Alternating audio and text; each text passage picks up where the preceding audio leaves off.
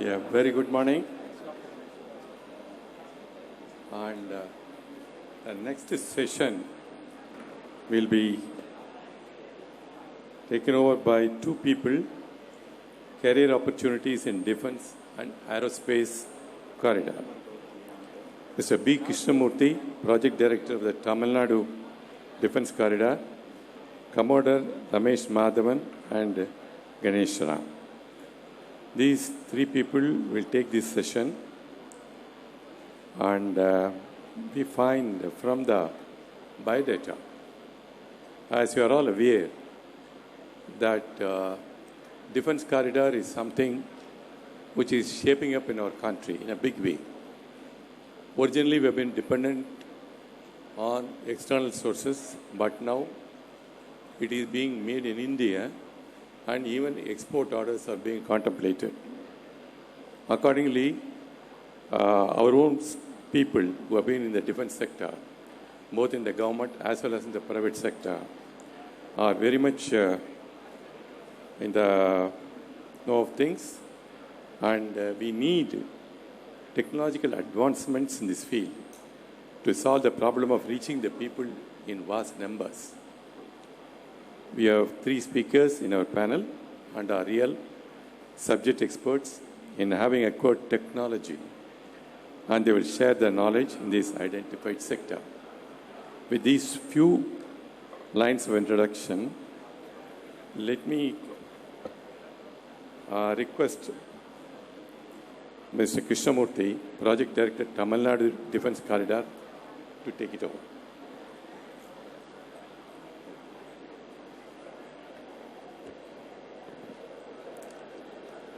Very good morning to all. Good morning. Okay. First of all, I thank the organizers for giving this opportunity, to present here and expressing my views. I am Krishnamurthy from 2002 Civil Service batch, allotted to Ordnance Factory Service, and worked in various ordnance factories. Of course, there was a brief intro. Then I was in Delhi about 12 years. I was in shipping as director projects, completely associated with the Sagarmala projects, and then various port modernization programs. We got a President Award. And subsequently, I worked in Ministry of Defense about 3 years. And there I got Ayush Bhushan Award for various modernization and innovation opportunities. And due to COVID, I met the government here. Now I am in government of Tamil Nadu on deputation as additional secretary in industry department. And hailing from defense background, I have been asked to head the Tamil Nadu Defense Corridor project. I am project director, Tamil Nadu Defense Corridor in TECHKNOW. That is a brief intro of myself. And I don't know how far I will be able to give various vistas and opportunities available in defense for you, but let me try to do justice. Next slide, please. You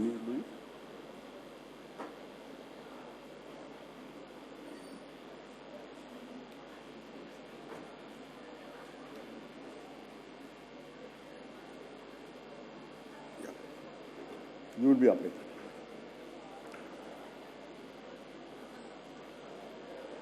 Next.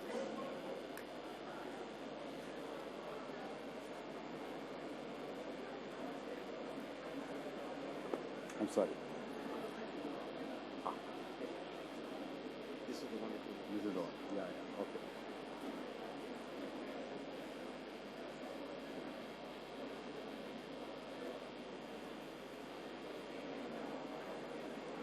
Sorry? Your first page.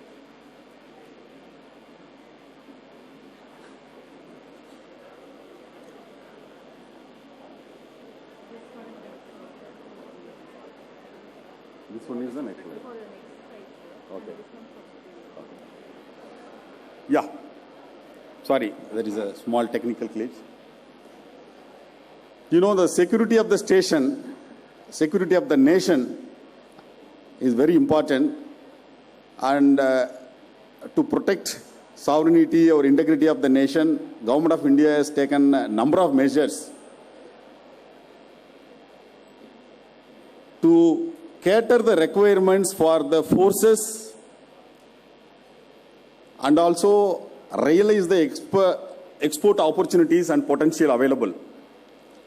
Government of India, as part of Atmanirbhar Bharat, self-reliance, have initiated a number of initiatives. It's a transformative steps, I must say. In the process, it is creating a wider opportunity for increasing the manufacturing capability in India itself. In fact, we are maintaining the second largest armed forces, and India is the third largest defense spending nation in the world. See the budget, 5,26,157 crore. That is the amount we are spending for the defense. It is going to be exponential growth in future. It is going to be the increasing trend. It is going to be increasing ever. A number of policy reformative steps have been taken by government. In fact, 2 defense corridors have been announced, one in Tamilnadu, one in UP, and various tax incentives and FDI relaxation measures have been adopted. In fact, there is a offset requirements. You know, anyone know what is offset? We import number of arms and ammunition from foreign countries. In the process, this offset clauses will have to be fulfilled by the foreign original equipment manufacturers in such a way that 1/3 of the total quantum of money has to be spent in India by setting up of manufacturing facility by way of joint venture or sourcing the equipments from India. So, after independence, the offset accumulative credit itself is having a $11 billion. It's a huge amount. And still it is pending. Now government has come out with various strategies to encash this to boost the domestic manufacturing capabilities. Similarly, there is a huge indigenization drive. So far, we are importing number of arms and ammunition and equipments from foreign countries. Now, the Government of India say no. We will gradually indigenize all these arms and ammunition. More than 3 positive indigenization list has come out, amounting to 300 items. Hundreds of billions of rupees. In fact, as per the estimate, 1,80,000 crore worth of manufacturing has to be done in India by another 3 years.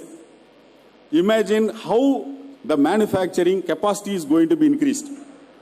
And Tamilnadu is one of the largest industrial ecosystem. And we have to target, I will be covering our aerospace policy also, we have to target a major share in setting up of the manufacturing facility as well as expanding the manufacturing facility. And of course, there is a huge indigenization drive. That is broadly about what are all the opportunities in terms of various categories. There are 90 plus systems, and in the previous session they were explaining what is systems, subsystems, and what kind of indigenization opportunities, be it aircraft, be it manufacturing helicopters, or missiles, rockets, arms and ammunition. You take any kind of system, land system, or naval system, or airborne system. These are huge opportunities.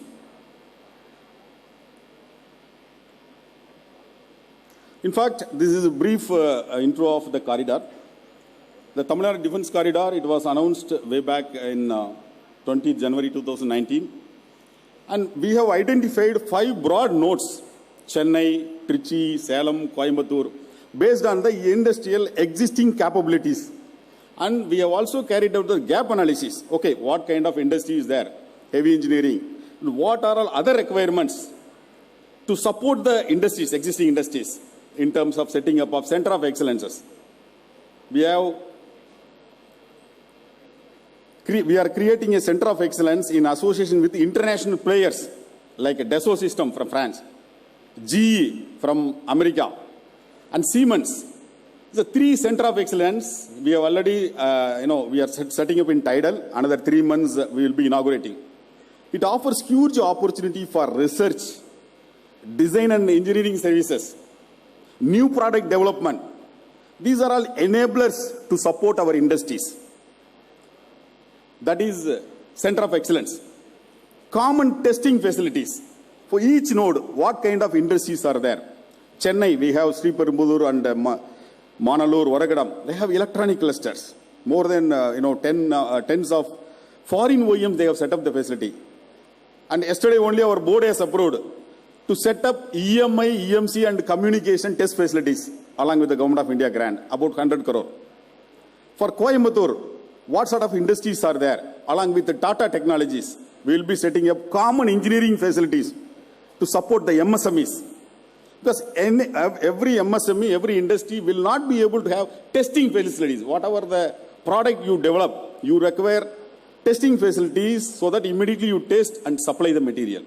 So, similarly, common facility centers. We have foundries. We have created a capacity. We are not able to optimize our capacity. So we support 10 crore. We are infusing capital to Center of Excellence for Foundries. Trichy, fabrication capital. But the huge capacity is created. It is underutilized because it is depending upon BHEL. And there is a work order reduction in BHEL. So there is a Section 8 company called Treat. The company created by the industries in Trichy. So we have infused 10 crore for them to support and create a common user facility and to undertake works. Now they are going to take a railway wagon manufacturing facility. This is how for each node we have identified. In case it is Hosur, it is nothing but adjoining Bangalore. So what sort of aerospace and defense industries can migrate here? And what is our intervention? So each node we have identified what is the capability, what is the gap analysis, what is the intervention required to be done. And similarly, many people have confused what is corridor. So I always say, sir, these are all 5 broad nodes. But for me, corridor means the entire Tamilnadu is corridor. In fact, I want to put one more, I have taken over this position 6 months back. I want to put one more dot in the southern Tamilnadu. Kulasegarapattinam. Many people may not know, I don't know, you may be aware or you may not aware. SSLV project, Short Satellite Launching Vehicle project. It is coming up. In fact, last 2 years land acquisition is going on, and with our expeditious steps, now out of 2,300 acres, 1,300 acres already we have handed over. Another 2 years it is going to be commissioned. So what is this SSLV project? Tamilnadu is going to be another space hub. We have PSLV launching station in Sriharikota station, 55,000 acres of land. So far about 60 PSLV is launched. But here, it's a single satellite launching vehicle. Right now, for launching single satellite, waiting time is about 1 year. In US, French Guyana, you have to wait and it will bunch together, hundreds of satellites together, it is being launched. But for strategic and export purpose, Government of India plans 3 satellites in a day. That means about 900 satellites. It is going to be 20,000 crores of facility is going to be created. You see what is the immense potential of job opportunity. In space, you invest 1 rupee, the multiplier effect is 3.25 times. You take French Guyana, it is 4 times. So, the southern India, it is going to be the hub for space launching. It is going to be huge opportunity. So that is why I want to add one more dot in Tamil Nadu. We want, in fact, Sivagasi, we have issues. The work order is saturated. So we want to map out. There is a BHEL available in Trichy. They don't have order book. We are in the process of mapping out BHEL, Sivagasi. Actually, that explosives, 97% explosives oxidize are required for our space program is going from Sivagasi, whereas we have to synergize all these facilities, Trichy, Sivagasi. So in Kulasegarapatnam, in Tuticorin, it is going to be the Space hub. And this is how the node I was talking about. In fact, we are targeting global OEMs. Within the 6 months, at least 3 foreign OEMs, including largest defense manufacturer, they have visited Tamilnadu. They are actively interacting with our MSMEs and large-scale industries. In fact, exclusive for our Tamilnadu industry, last month we have conducted meeting of top foreign 15 OEMs. That is one of the major achievement of Tamilnadu Defense Corridor, TECHKNOW. So we want our MSMEs, our industries to graduate from Tier 3 to Tier 1 up to, they have to emerge as OEMs. So that is our ultimate objectives. Of course, we want to support the domestic manufacturing, MSME, startup. In fact, today in the news items, the Government of India has come out with IDEX 2 scheme. There is a IDEX 1 scheme, Innovation Defense Excellence scheme. And the forces, they will give a challenge. If you solve, then you will win the IDEX challenge. They will support you to grow from startup up to scaling up and all. So that is about Government of India scheme. Tamil Nadu also, TANSIM, they are working very well. And TIC, Tamil Nadu Industrial Investment Corporation, they have come out with the 2 banking instruments. First time without any guarantee or sort of requirements, up to 10 lakhs, they will start up. They will support the startup in the infant stage. That is very, very important.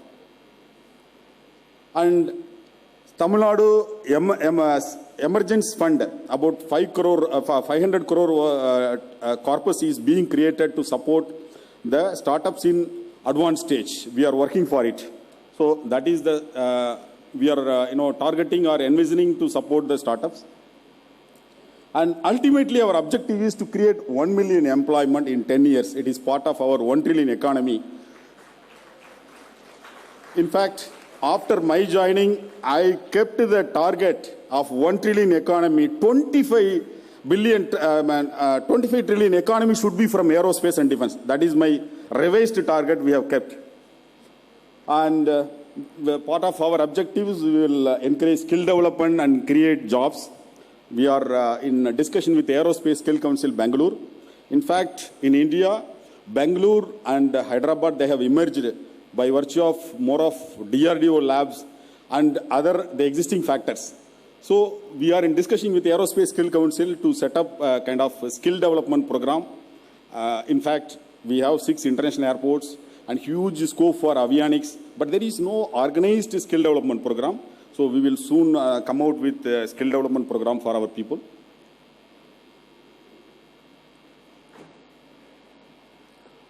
In fact, the Government of India has come out with Vision 2040. They have identified these are all the core areas where India requests to focus to strengthen its manufacturing capability. You can also slightly go through, it will give a kind of idea what they look for.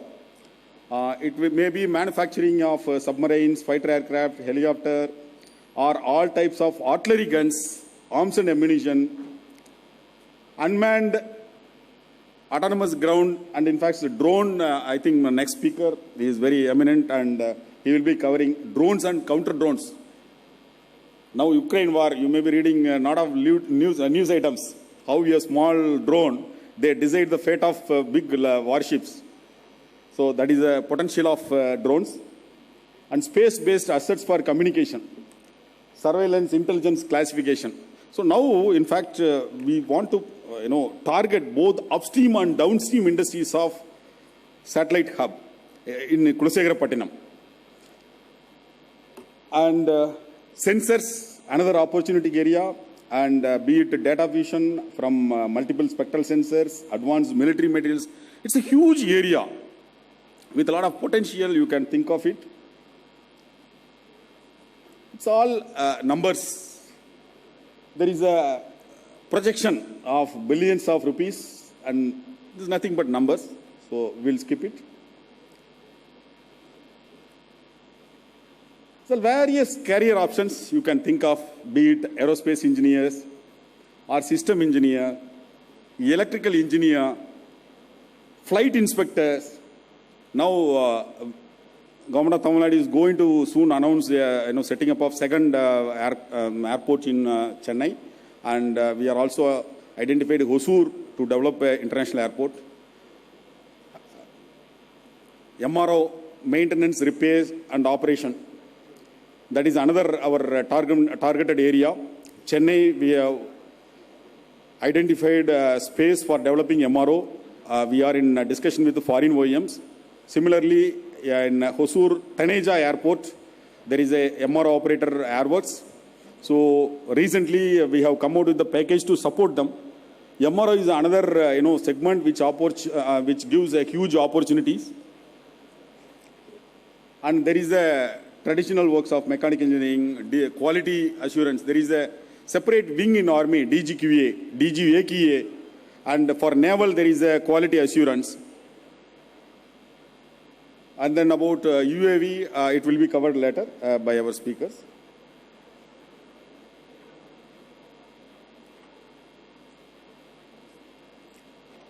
So that is what I was mentioning about the Center of Excellence which we have created. Basically to create industry 4 standards in industry. That will be main target of Siemens, the collaboration we will be creating. And the defense, avionics, Internet of Things, additive manufacturing, the GE, that is a focal concern from that side. And then robotics, 3D printing, these are all the objectives of the Center of Excellences. I was talking about another support from us of setting up of defense testing centers for mechanical, environment, EMC and various facilities. To promote research and development, that is another objectives. Of course, skill training. So way forward, I was mentioning about you. Space science, it is going to be the potential opportunity where I look for. In fact, in Sriharikota, any satellite before launching, it has to deviate to certain degree to bypass, avoiding the chances of falling down in case of any eventuality over Sri Lanka. This deviation cost is huge. So that is the potential of Kulasegarapatnam, where straight away you can launch the satellite. In fact, after 5 years, it is going to be the second Sriharikota of Government of India. So that is the opportunity of space science. We are in the process of setting up of a space park, industry park there, of 3,000 acres of land. We will be inviting all the industries who manufacture the various models required for launch vehicles, or satellites, and explosives. So this will be a comprehensive industrial park where it is going to open a new vistas in the development of India in space sector. Okay, I think I have taken half an hour time. Yours. So that's all about. What I will say, I would like to sum it up. Be it is a startup, or be it is as a indigenization opportunities, or manufacturing opportunities, or even in service sector. We have, in fact, that is all not covered here, identified even FTO, pilot training organization. Not even single FTO is in Tamil Nadu. Whichever FTO is there, they have all gone to other states. We have signed MOU with 2 FTOs. And there are at least 6 FTOs we are in talk. We have identified there is an unused airstrip in Sivaganga district, Kannadu. And recently Ministry has announced we will be developing as a pilot at least 40 to 50 lakhs they are spending. People are going to abroad and again coming back. You have to write DGCA exams. And we have also in engagement with the Ministry of Civil Aviation, IGRUA, that is a body premier agency under Ministry of Civil Aviation, to set up the FTO in Trichy and Madurai and Tuticorin Airport. And also NLC, see, that is what the capacity is created everywhere, it is unreleased. NLC, they have huge airstrip. So we have already taken up with NLC, ready-made we can, at least 6-7 FTOs from abroad, Australia, Czechoslovakia, USA, they want to set up the facilities here. So Tamilnadu is going to be the FTO hub. And as per civil aviation policy, we have to facilitate a UDAN scheme. UDAN scheme is a non-starter in Tamil Nadu due to various reasons. We are analyzing, we are soon coming out with the policy. And heli services, it is also going to be launched. So we are working with the operators to ease out, to create a single point mechanism to facilitate the operation and, expansion of activities. So we have a multiple program. What I want to say, aerospace defense is a diverse subject and ample opportunities for your career, career growth, career aspirations. That is a segment you can think of, you can look for and search for. And thank you for the opportunities provided by organizers for the patient hearing of our brothers and friends, brothers and sisters and friends. And thank you. Good day.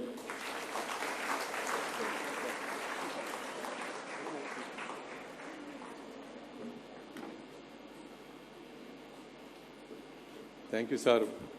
Very enlightening, very good exposure of your defense corridor to all our student community and the opportunities that are being available. I think all engineers will feel very hopeful to get employed in Tamil Nadu itself. They need not go very much outside also. And various types of engineers have the opportunities. Thank you very much for your enlightenment talk. And now, we have heard from the government sector, but this has to be absorbed by the private sector also. So we have two speakers eminent, and both of them will have the background. Particularly, Commander Ramesh Madhavan had 22 years of exposure in the Indian Navy, and he has got the highest qualification also, hands-on experience also in the Navy while doing. So now in the private sector, you will see how the private sector opportunities will be available. He himself and Ganesha will jointly speak on this subject. Thank you.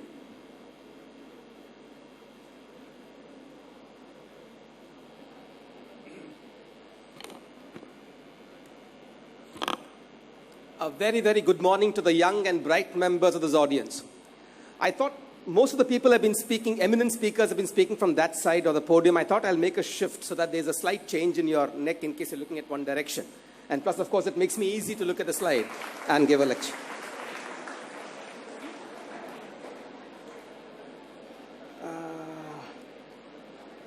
Right. My eminent speaker before me, Mr. Krishnamurthy, covered about the very large canvas of aerospace and defense sector. The aerospace and defense sector actually is a very, very large segment, and what we are going to be covering in our segment to you is a very small part of the aerospace and defense segment. So aerospace and defense, as he covered, covers artillery, guns, ships, submarines, tanks. It also covers a small part called the UAVs. And the UAVs, while they are important in defense, but they also have large and huge commercial applications as well. And what we are going to try and cover to you over the next few minutes is give you an insight as to what are the various steps being taken in order to make UAVs a very vibrant space. So number one, as most of the speakers have been repeating before me, the government, both at the center and the states, have been taking large steps in encouraging Make in India in order to create in order to create employment opportunities and also in order to create a vibrant economy. The Make in India various incentives like production-linked incentives have been announced for mobiles handset manufacturing, fab facilities for electronic chipsets, battery cells manufacturing, and so on and so forth. This move is basically meant to invite foreign companies to set up manufacturing in India. So the likes of Wistron, Pegatron, and so on and so forth have set up their various manufacturing facilities. And very recently, most of you must have read that I think the Indian handset export numbers have gone up by 250%. Very recently. That's what the paper said recently as well. All that happened because of the government's proactive measure of setting up PLI schemes. But the government is also in the same vein, with the same amount of aggressiveness, is pushing something called Atmanirbhar Bharat. One of the eminent speakers in the sessions before me, Dr. Sashikumar, also mentioned Atmanirbhar Bharat. It's slightly different from Make in India. Make in India is about setting up manufacturing facilities, which is important as well. But Atmanirbhar Bharat is about having the indigenous capability to be a design, develop, and manufacturing agency in the country, so that tomorrow, India can boast of companies like Apple. India can boast of companies like Samsung. India does not have to be just a manufacturing hub. India can be the product hub of the world, where the world can actually see Indian products, Indian brands. And why is it not possible? The world acknowledges the supremacy of Indian engineering talent, and that comes from young and bright students like you gentlemen and ladies sitting over here today. The Atmanirbhar Bharat is aimed at promoting self-reliance in technology. It is with Atmanirbhar Bharat, self-reliance, development of intellectual property, that tomorrow we can be truly self-reliant, besides just creating employability. My eminent speaker before me mentioned that they are actually tying up with OEMs like Dassault Systems and so on, with universities to set up large campuses in India. How many of you would like, in a few years' time, some company in Germany, some university in Germany saying that that company is tying up with Indian companies to set up actually shops there? That's what should actually happen. And that's what was there in the case as far as India was concerned not too far back in time.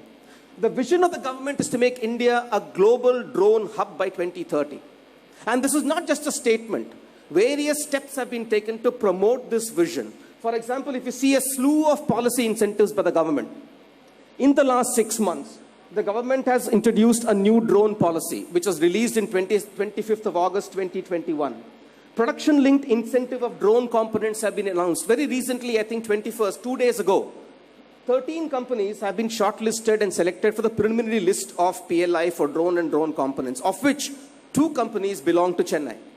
And this list is preliminary. This list will expand, and more companies from Chennai or Tamilnadu will probably fill into that list as well. Why does it go double? The government has made drone survey mandatory for mines.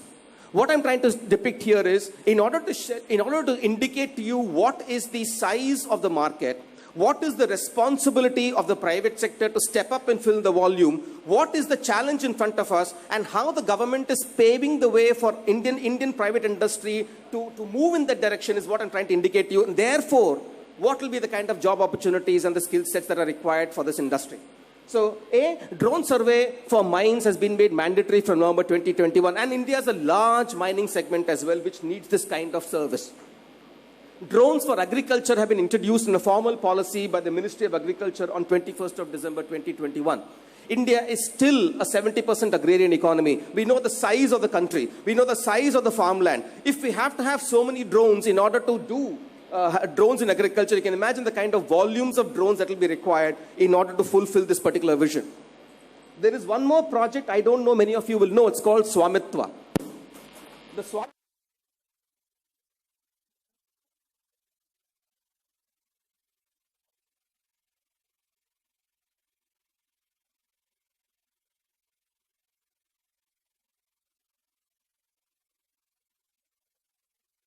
residents of 6.5 lakh villages in rural India their digital land map certificate.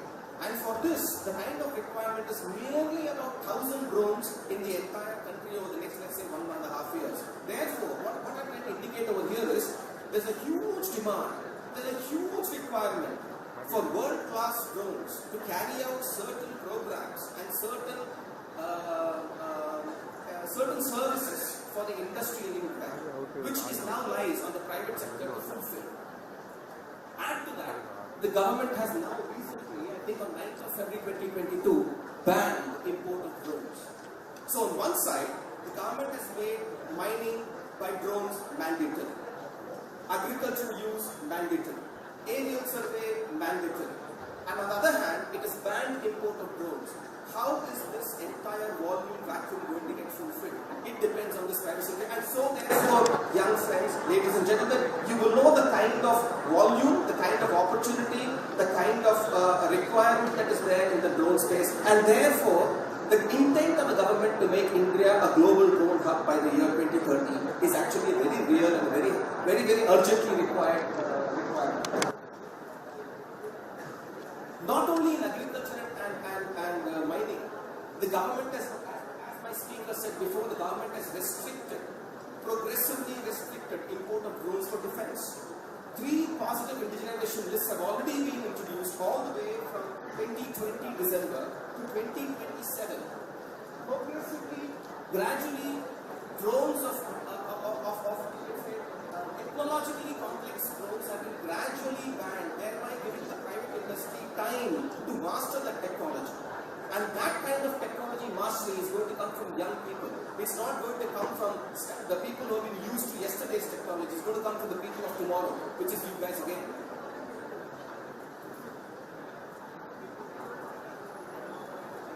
The market, as far as India is concerned, just India alone, forget about making India sell to the world. India alone, the market is estimated by various research agencies as nearly about 13,000 by the financial year 2026. In fact, some of the agencies say even 50,000 crores is possible likely market size. So there is a huge market size, a huge opportunity, a huge potential for the drone industry to actually flourish in the country.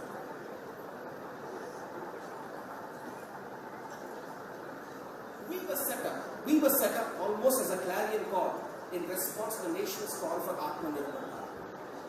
We were motivated by the vision of self-reliant India.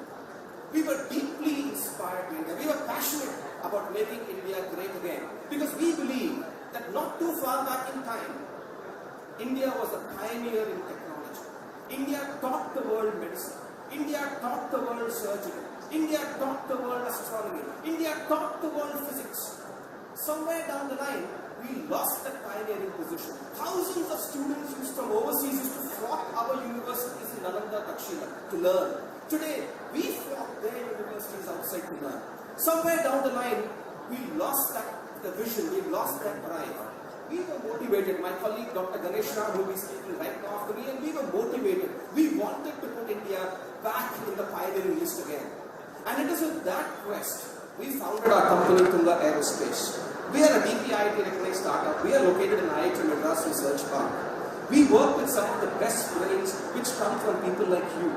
We are a new company. We just set up recently with a clear vision to make India a global leader, to contribute to the nation's call for making India great again, to contribute to the nation's call that India should be a global drone hub by 2030. We have a design center in IIT Madras Research Park. We have a team of 25 to 30 engineers of various disciplines. We have an excellently world-class design center equipped with all the kind of facilities to research and develop new technology drones. We collaborate with institutions like IISc Bangalore. We collaborate with IIT Madras. We collaborate with some private institutions as well to come up with some disruptive technologies as to how things can be done better using drones. We have a facility, a production facility in near Mahabalipuram, Bandha. We have a capacity of nearly about 500 drones per annum. We intend to ramp to about 1,500 drones per annum by next year. We believe that kind of volume itself is insufficient. We probably have to expand even further. But that's the kind of requirement, and we are in a recruiting spree perpetually. Because whenever we finish one particular technology, we realize there's lots more to be achieved by that. And we are actually very, very hopeful. And we have a very young, the average age of our entire team is probably less than 24 or 25 is the average age. But more of that will be covered by my colleague and co-founder, Dr. Ganesha.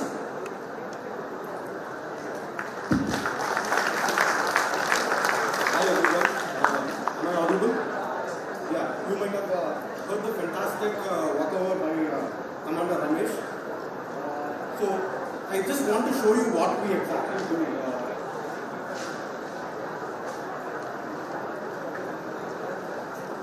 So we have built 3 products as of now. One of it is called Educationalist.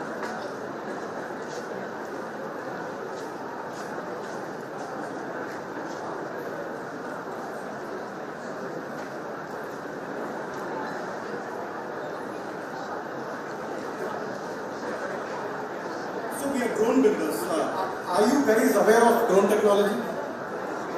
Anybody who is not aware of drone technology? And drones are not toys, by the way. They are not the Chinese toys, the DJI ones. They serve a different purpose. The drones which we build are for defense and enterprise segment, where people buy these drones, companies buy these drones, they set up businesses, they go mapping around the villages, they create auto mosaics, they do drone deliveries, they use it for surveillance and security. In the border, they send it 10 kilometers away to see what's happening. They collect intelligence. These are the drones which we are talking about. These are not the toy drones. These are drones built for commercial applications and defense applications.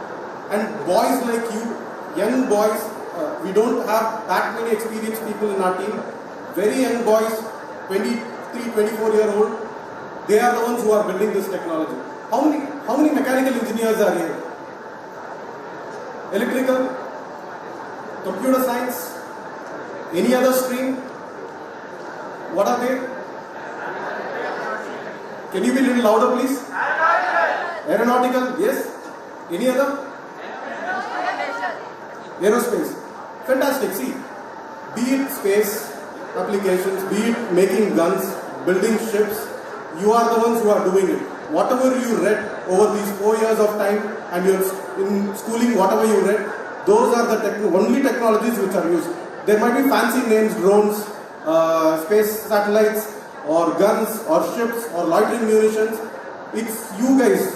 You guys have to develop pride and passion like how our other speaker had told. The only difference is whoever identifies their field. How many subjects do you do here? You do around 45 papers, right? 45 papers and 15 labs, if I'm right. Out of that 45 papers, if you're good in 2 papers, not just scoring, if you've understood 2 subjects very, very well, that will build your entire career up. And the rest, you just need to know what they are. You should have system level understanding on those. And 2, you need to be very, very thorough on, which will build a great career for you guys. The boys who work with us are young like you, and the amount of deliverables they do, it's fantastic. If you see, the autopilot is developed by us. It's indigenous, it is made in India. The code is written by us. The UI, UX is written by us. It's a small team of 30 people. If they can do this, how many of you are here? Around 200? You can change the world by getting into this. So this product, we have released it for commercial segment. It's a lightweight drone which can be easily carried in an aircraft. It complies in battery and other things to be carried in an aircraft. This is built for Samudva scheme, where the government wants the 6.5 lakh villages to be mapped. It can't be done without drones in the market, and the foreign import of drones have been stopped. This is one product, and the other one is Trishya Pro. This is slightly a more advanced version of the previous one. This is IP53 rated for dust and water protection. This is rated for -10 to 55 degrees Celsius. This is a more robust and heavy lifter, where it can serve survey, mapping, inspection, and many other applications in mind this bird can serve. And the other one is a more innovative product. So fixed wings have been taken out of the drone segment quite some time ago. This was because they all needed a runway to take off. Now the quad plane technology has come in, where it can just take off in a 10 by 10 meter space and go and fly and get the job done. And being fixed wing, it has 120 minutes endurance. It can fly 5 kilometers above mean sea level. It can do fantastic things. So these are the drones which are used by defense forces, Homeland Security, CRPF, CAPF, other private security agencies, people who are trying to satisfy Samudva scheme by mapping these 6.5 lakh villages. They are the ones who will be buying these drones to get the job done. And in future, we want to get into other segments where we want to be in loitering munition. Our eminent speaker before spoke about drones in Ukraine, which is like even challenging a large ship or whatever. So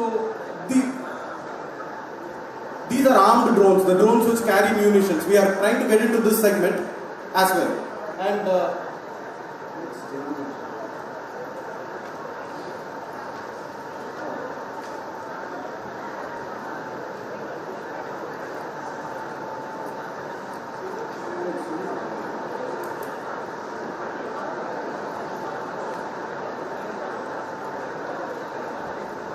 Yeah, sorry guys. So this is armed drones and loitering munitions, and we also want to get into the mine segment for commercial applications. Now we've been catering Samitwa, the land applications. Now we want to get into mines as well, and we also want to get into delivery space. Believe me, next 3 years, 4 years, when you are on the road, when you look up, there are going to be 15 to 20 drones flying on top of you delivering things. This is going to become real. You can't deny it. They are very useful. They can do things in much lower cost and more efficiently and more faster. So this technology cannot be denied. The government is helping, like how Commander Ramesh was speaking, the policies are there. People like Krishnamurthy, they are working in setting up platform for you to deliver, making provisions, setting up policies, making the funds available for the companies to go forward. So this is going to be real, and it is going to open a lot of job opportunities down the line. So career opportunities for you in this segment. If you look at it, you can look at it in 3 buckets. One is design. The next one is manufacturing. Then the other one is sales. So you need to ideate, come up with a product which is useful for the people, solve some problem, and then you need to manufacture it. You can't keep selling prototypes in the market. The drone industry started with young people like us, where we didn't have enough manufacturing expertise. We started putting prototypes in the market. And the prototypes cannot deliver. Prototypes cannot deliver for, look at your car. You buy it 5 years, you forget about it. Like you don't keep tweaking it. But prototypes, like the next second flight or the third flight gets into trouble. So you need manufacturing. And when you have manufacturing facility, it is going to just keep pushing product into the market. There has to be a segment which kind of tries to sell it into the market as well. And that segment has the responsibility of trying to see how it performs in the market and bring back intelligence from where we can improvise and get better. So I'm talking about the first section which might be very relevant for you, aerospace engineers, aeronautical, electrical, computer science. Any product you take, this is going to be the division. And the functions are also listed over there. So if you look at electrical and electronics engineering, it is about RF design, it's about system design, antenna design, communication system, battery propulsion. So you might have seen all these subjects in your courses. It's just about 1 or 2 subjects you are good at, you become that engineer. You become communication engineer if you have done your 2 communication courses very, very well. If you understand them very well, that's all you need to build a career out of it. And when you're doing communication system, you need to interact with other subsystems as well. So it's just not that you can just score less or not concentrate on the other things. You should know it well, but you should develop pride and passion towards some subjects where you can go in depth and actually know things rather than knowing the names of things. So this is the opportunity. These are the kinds of jobs we need in the design space. And if I go to the next segment, manufacturing and production. So there is business development. So there is standardization engineering, quality, fabrication and assembly, and supply chain management. So if you look here, standardization is very, very important. So there is one function which has to be creative, innovate, and bring out the box product. And there has to be totally a different mindset which standardizes it, which looks at materials, which looks at material certificates, who look at making design drawings, make sure they set up incoming process quality. Like that, you need an entire set of team who can guarantee that the product is reliable. So being innovative and solving the problem once is not good. You have to solve it every time. So that's the standardization department. It's again guys like you, they are from the same, probably they are from the same class, same course, gone through the same kind of experience in the same college, but their brains work differently. One looks at reliability, the other looks at innovation. Like that, you need to choose what you are good at and kind of deploy yourself in the best possible way so that you have a great experience in your career and you don't go with the flow. You kind of choose what you want. You are in a much, much better shape than what it was 15 years back when I was sitting there.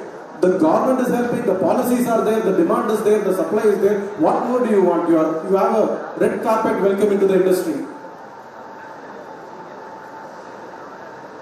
And the business development, marketing, sales, after sales. Another speaker who told, don't look at sales as a salesperson. It is a sales engineer. The products are drones, they are missiles, they are loitering munitions, they are kamikaze drones. Any Tom, Dick and Harry cannot go and sell this. If at all you have an aptitude for sales, that is also a good thing. You need to know electronics, you need to know mechanical engineering, you need to be answering every question of the client, you need to know things. So that's why, like being engineers, you have opportunities in these segments as well. Business development. You need to go out, find there what is the difficulty the border security forces are facing. You need to understand, you need to see what sensors you need to deploy to make their life easy. What communication module you need to use to give them external range. So when you bring in the intelligence from there, you are just not any person but an engineer again in these segments. There are other important segments as well. Finance, certification, regulation. Again, engineers sit here. Engineers who have this aptitude for getting into regulation, certification for NABL certification, semi-lac certification, making sure EMI EMC, just not designing a circuit board, but making sure it is EMI EMC compatible, it is MIL 810G or 416E. Like if you have the capacity, you need to develop interest there and start working towards it.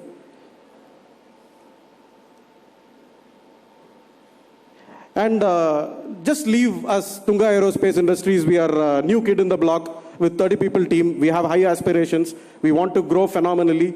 There are 80 other companies like us in several stages of life. So to be successful, my estimate says I need to be at least a 400 people team. So I need to recruit 300 more in the next 2 years. Look at 80 companies, just do the math. How many jobs are available in this segment? For the same engineers, electrical, mechanical, aerospace, and others. Like, see, look at it, like close to what, 32,000 jobs? And in 2-3 years down the line, the technology will become bigger and bigger. Zomato, Swiggy will start delivery. There will be requirement for more drones. Then the company's average employee count will go from 300, 400 to, it will go to 1,000. Then you have 80,000 jobs, 80,000 job opportunities for you. So I can down the line recruit the entire team over here who is sitting over here if they have the interest. That's the kind of opportunities you have. So better choose in areas which interests you, where you'd like to go to office every day. In the morning when you get up, you have an interesting problem to solve. Choose it that way. And what do we look for when we recruit? How do we choose candidates? So this is the matrix we generally follow. Look at it, no? You have to have in-depth knowledge. You can't escape. You can't be a bookworm telling, I know linear equation, but I don't know how to apply it. You should have in-depth knowledge in something, some subject of your interest. You should have figured that out in the 4 years' time, and you should have worked towards it, learnt about it, do other courses in MIT, OCW, or in other places. Just build more and more knowledge on one particular thing or two particular things which interests you, which drives you. Again, pride and passion, you like to learn that, you like to know more about it. Those are the areas which actually sets your career up. You are good in systems, you become a system engineer. You're good in electronics, you become an electronics engineer. You're good in PCB design, you become a PCB design engineer. You're good in FEA, if you're good in CFD, you become those engineers. So develop expertise, in-depth expertise.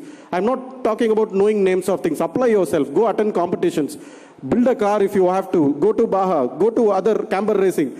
Just try to build expertise by applying yourself. Just not bookish knowledge. Try to apply it. Try to apply every concept in that book somewhere to just get that real expertise.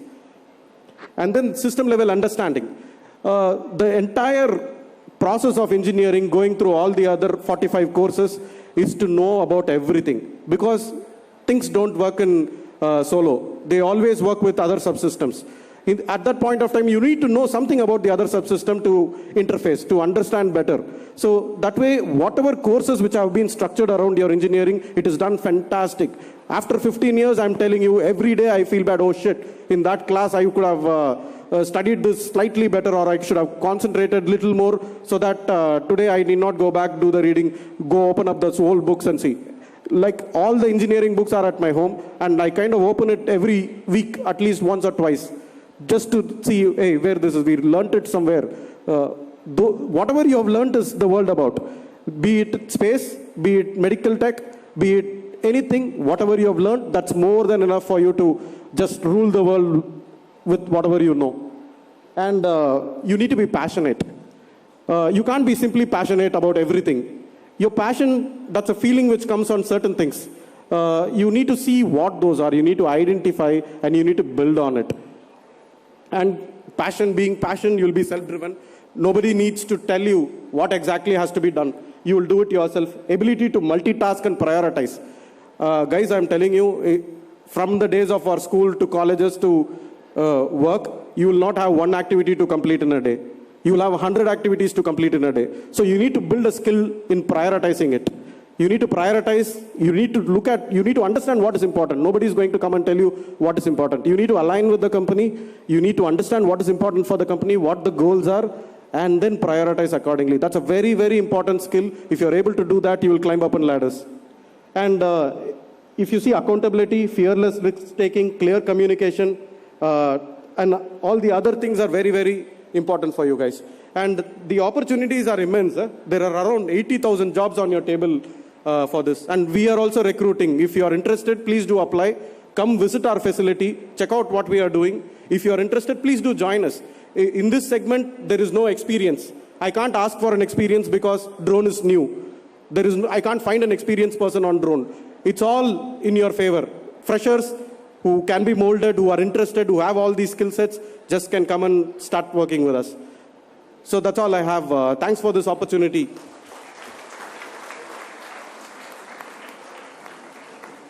Thank you, Ganesh Ram. For today we had a wonderful panel to take us through various career opportunities that can be explored in the industry, which are less explored by us.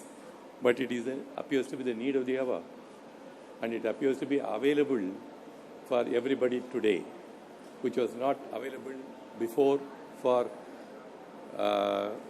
the exposure outside for our people.